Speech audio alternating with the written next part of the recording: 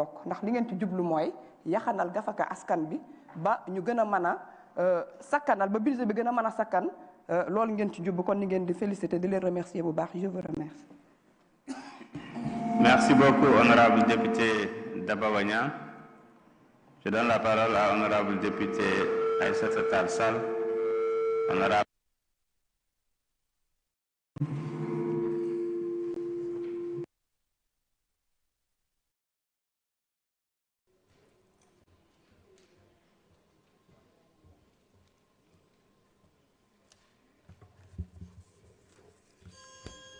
Je vous remercie, Monsieur le Président, Messieurs les ministres, honorables collègues.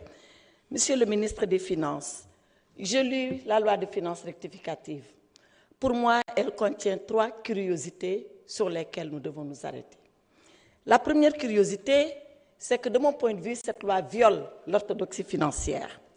Elle viole l'orthodoxie financière parce que le principe est que la loi de finances rectificative corrige la loi de finances initiale. Or, et vous l'avez expliqué dans l'exposé des motifs, il est arrivé des dépenses auxquelles vous devez faire face. Les inondations en font partie, les élections en font partie, la restructuration du gouvernement en font partie. Comment se fait-il que vous ayez déjà consommé tous ces crédits pour venir nous demander de voter la loi?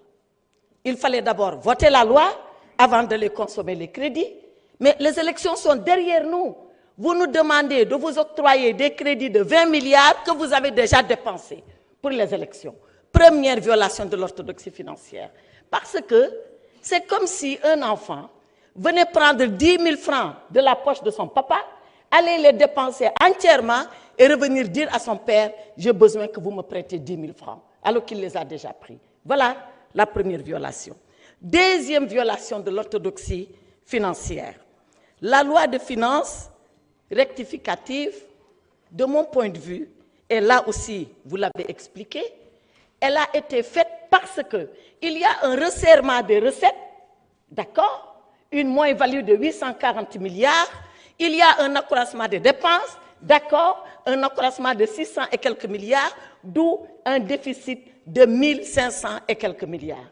Mais alors, Monsieur le ministre, si nous devons resserrer les recettes, nous devons aussi resserrer les dépenses. Or, qu'est-ce que vous faites? À la page 25, je crois, du budget, vous dites exactement ceci. Sur le fonctionnement, vous consacrez dans la LFR 1 676 milliards contre 1 571 milliards. Vous êtes en train d'accroître les dépenses de 194 milliards. Pourquoi, alors que vous nous demandez de serrer la ceinture, vous augmentez ces dépenses qui sont des dépenses de fonctionnement? Pour que le peuple sénégalais sache, les dépenses de fonctionnement, c'est les dépenses de prestige pour votre confort, c'est les bureaux, c'est le matériel, c'est tout ce qui fait le confort du gouvernement. Donc, vous réduisez les recettes, vous dites que vous les diminuez et vous augmentez les dépenses. Ce n'est pas de l'orthodoxie financière. Et dans le même temps, vous réduisez les dépenses d'investissement. Voilà pourquoi Mamadou Mouridiaou à Matam, tous les chantiers sont arrêtés et c'est ici, dans la loi de finances rectificative. Pour finir, cette loi de finances que vous nous demandez de voter, elle est illégale. Elle est illégale parce que vous connaissez la loi organique qui encadre la loi de finances. Elle devait être présentée en cours d'exercice. Nous sommes à 4 jours ouvrés de l'exercice. 4 jours.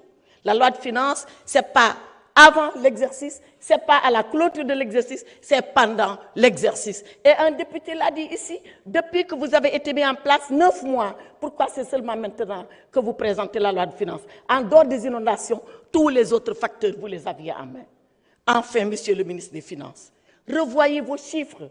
Vous nous dites dans le cadrage budgétaire que le déficit, il sera à 3% 2027 pour être dans les critères de convergence de l'UEMOA. Dans le projet que j'ai là, dans le projet Sénégal 2050, il est dit que ce déficit sera à 3% dès l'année prochaine. Qui croire? Le projet ou le budget? Répondez à cela, je vous remercie. S'il vous plaît, merci beaucoup. La parole est à honorable député Aïb Dafé.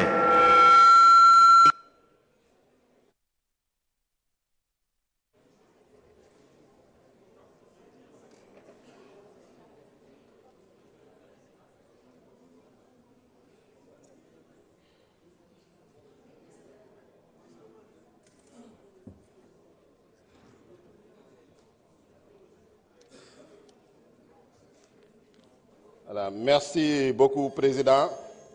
Monsieur le ministre des Finances et du Budget, Monsieur le ministre du Travail, de l'Emploi et des Relations avec les institutions, chers collègues honorables députés, maa ngi leen di nuyu le peuple sénégalais mu ñuy seetaan di nuyu également journalistes yu fi teew di gërëm di sant tous les électeurs qui ont porté leur confiance sur nous fexe ñëw ñu représenter leen fii à l'Assemblée nationale, particulièrement les électeurs du département de Sédhiou qui nous ont renouvelé leur confiance après 2022, donc ce 17 novembre 2024. Di wax rek par rapport à cette loi de finances rectificative, je pense que en commission bu ñu ko examiner, que ce soit la majorité, l'opposition, les non-inscrits, il y avait une quasi-unanimité. Si je me souviens, il n'y a que notre collègue Abdou Mbow qui s'est abstenu, mais qui était une pure abstention de forme, parce que quand il prenait